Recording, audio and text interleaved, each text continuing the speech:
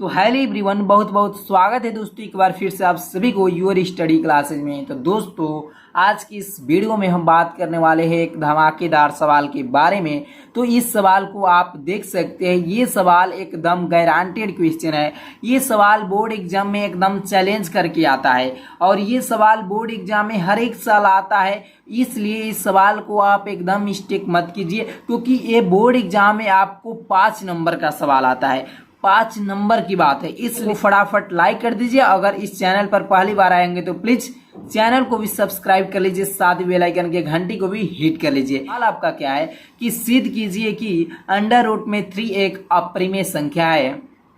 आपको क्या सिद्ध करना है कि जो ये अंडर रूट में 3 है एक अप्रिमेय संख्या है। आपके बोर्ड एग्जाम में कैसे सवाल पूछा जाता है, एकदम ऐसे ही आपको सिर्फ अंक चेंज कर दिया जाता है। इस अंक के स्थान पर 2 हो सकता है, 3 हो सकता है, 5 हो सकता है, 7 हो सकता है, ठीक है।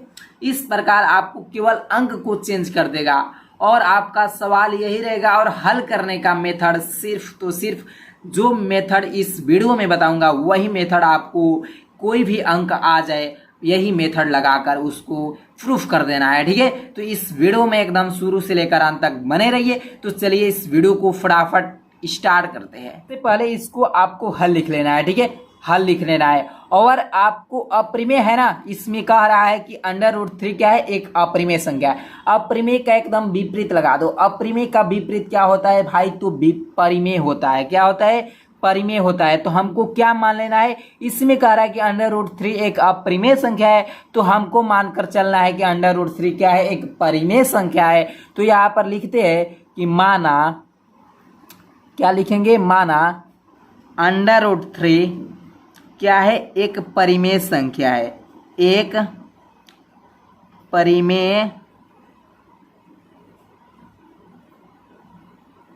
संख्या है, ठीक है। ये जो है अंडर रूट 3 एक अपरिमेय संख्या है, लेकिन हमने इसको क्या मान लिया है कि अंडर रूट 3 क्या है, एक परिमेय संख्या है, ठीक है।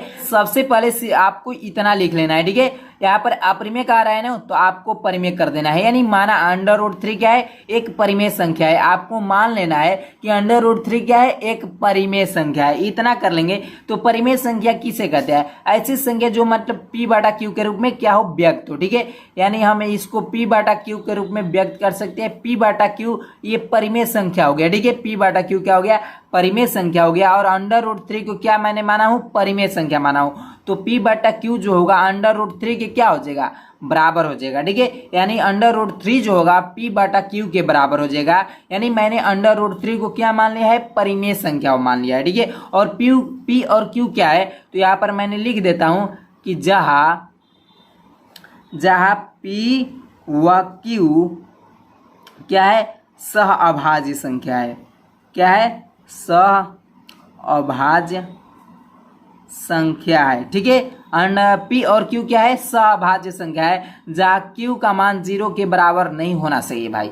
q का मान 0 के बराबर नहीं होना चाहिए। और p और q क्या है, सहअभाज्य संख्या है। सहअभाज्य संख्या का मतलब हुआ कि इसका जो फैक्टर होगा, गुणनखंड होगा, सिर्फ तो सिर्फ 1 होगा। वह 1 और स्वयं के अलावा किसी अन्य संख्या से विभाजित ही नहीं होगा, ठीक है।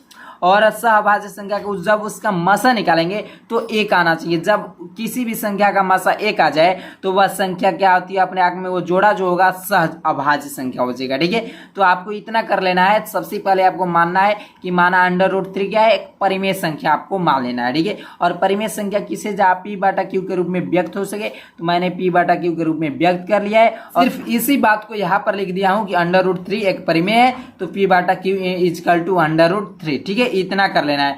अब आपको देख सकते हैं कि यहाँ पर अंडर रूट है। अंडर रूट हटाने के लिए क्या करते हैं, वर्ग करते हैं। तो आपको सिर्फ क्या कर देना है, दोनों पक्षों में वर्ग कर देना है।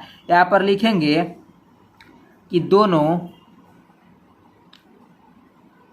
पक्षों में वर्ग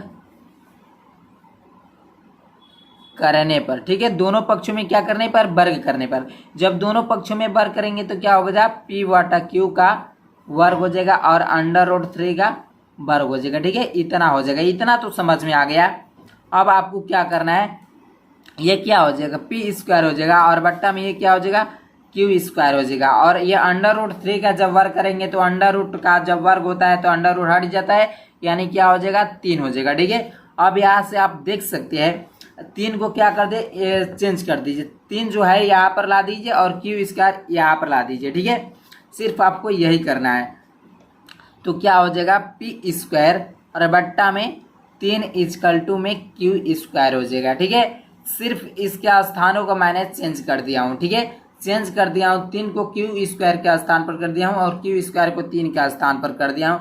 जब क्रॉस मल्टीप्लाई करेंगे तो इतना आपको प्राप्त हो जाएगा। ठीक है, तो पी स्क्वायर अपान में 3 = क्यू स्क्वायर हो गया। ठीक है, अब यहाँ पर देख सकते हैं कि पी स्क्वायर को 3 क्या कर रहा है, विभाजित कर रहा है। ठीक है, तो यहाँ पर लिखेंगे कि चूंकि पी स्क्वायर जो है क्या है 3 से विभाज्य है, क्या है 3 से विभाजित है यानी विभाज्य है। ठीक है, यहाँ पर लिख देंगे कि पी स्क्वायर 3 से विभाज्य है, इसीलिए जो पी भी होगा क्या होगा 3 से विभाज्य होगा, 3 से क्या होगा विभाज्य होगा। ठीक है, विभाज्य होगा। ठीक है, लिख देंगे, यानी पी स्क्वायर क्या है 3 से विभाज्य है, इसीलिए जो पी भी होगा 3 से क्या होगा विभाज्य होगा। यहाँ पर मैं अंक के अनुसार समझा देता हूँ। ठीक है, मान लीजिए आप पी के स्थान पर क्या है कोई भी अंक ले सकते हैं, मान लीजिए 5 है। ठीक है, 5 का वर्ग जो है मान लीजिए 5 से विभाज्य है,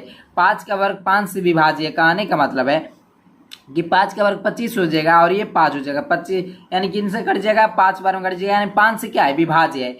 तो क्या इस 5 का स्क्वायर जो है 5 से विभाज्य है, तो क्या 5 भी 5 से विभाज्य नहीं हो सकता है, एकदम हो सकता है। इसीलिए पी स्क्वायर 3 से विभाज्य है, तो पी भी क्या हो जाएगा 3 से विभाज्य हो जाएगा।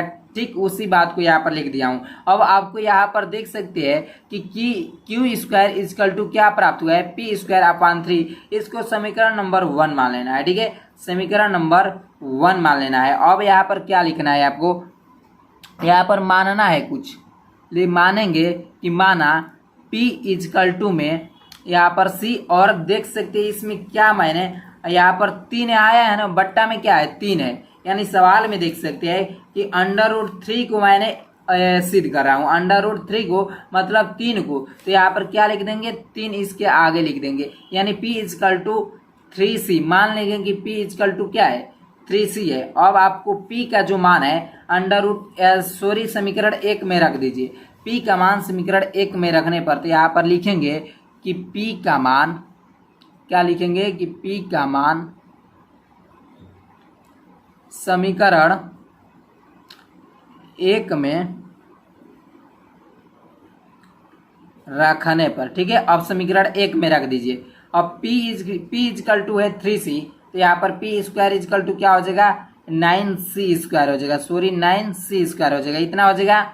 जब उसका वर्ग कर देंगे तो, और बट्टा में क्या है 3 है और = में क्या है क्यू स्क्वायर है। ठीक है, क्यू स्क्वायर आप देख सकते हैं कि ये 3 बार में कट जाएगा, यानी 3C² = में क्यू स्क्वायर हो जाएगा। ठीक है, अब यहाँ आप देख सकते हैं कि C² में हमने इसको इधर इस पक्ष में ला दिया, क्यू² अपान में 3 ला दिया। आप देख सकते हैं यहाँ पर कि क्यू स्क्वायर क्या है 3 से विभाज्य है, तो यहाँ पर लिख देंगे कि क्यू स्क्वायर जो है क्या है 3 से विभाज्य है, क्या है विभाज्य है, क्यू स्क्वायर 3 से विभाज्य है, इसीलिए जो क्यू भी होगा क्या हो जाएगा 3 से विभाज्य हो जाएगा, विभाज्य होगा। ठीक है, जो जब क्यू स्क्वायर ही 3 से विभाज्य हो जा रहा है तो क्यू भी क्या हो जाएगा 3 से विभाज्य हो जाएगा। ठीक है, इतना कर लेंगे। अब यहाँ पर आप देख सकते हैं कि मैंने यहाँ पर क्या लिखा हूँ, मैंने माना था कि √3 एक परिमेय संख्या है, और परिमेय संख्या क्या होती है P/Q होती है, P/Q होती है। और P और Q क्या है, P और Q जो है एक सहअभाज्य संख्या है, यानी सहअभाज्य पूर्णांक है। सहअभाज्य का मतलब हुआ P और Q का स्थान पर मैं अंक के अनुसार समझा दे रहा हूँ। ठीक है, P का स्थान पर मान लीजिए 2 है और Q का स्थान पर क्या है 3 है, 2 और 3 एक सहअभाज्य है जो कि एक और स्वयं के अलावा किसी अन्य संख्या से नहीं विभाजित हो सकता है। और इन दोनों के बीच का जो मस्सा निकालेंगे, 2 और 3 का मस्सा निकालेंगे तो 1 होगा। तब हमारा क्या हो जाएगा, परिमेय संख्या हो जाएगा। परिमेय संख्या यानी P बटा Q, ये परिमेय संख्या हो जाएगा। 2 बटा 3 के रूप में क्या है, व्यक्त है, ठीक है, 2 बटा 3 के रूप में ये व्यक्त है, तो ये परिमेय संख्या है। और ये परिमेय संख्या होने का मतलब हुआ कि जो ये 2 और 3 है एक सहअभाज्य संख्या है। सहअभाज्य संख्या होने का मतलब हुआ कि इस 2 और 3 का मसा ज्ञात करेंगे तो मसा इसका 1 ही होगा। यानी कहने का मतलब है कि इसका जो उभयनिष्ठ गुणनखंड होगा क्या होगा, 1 होगा।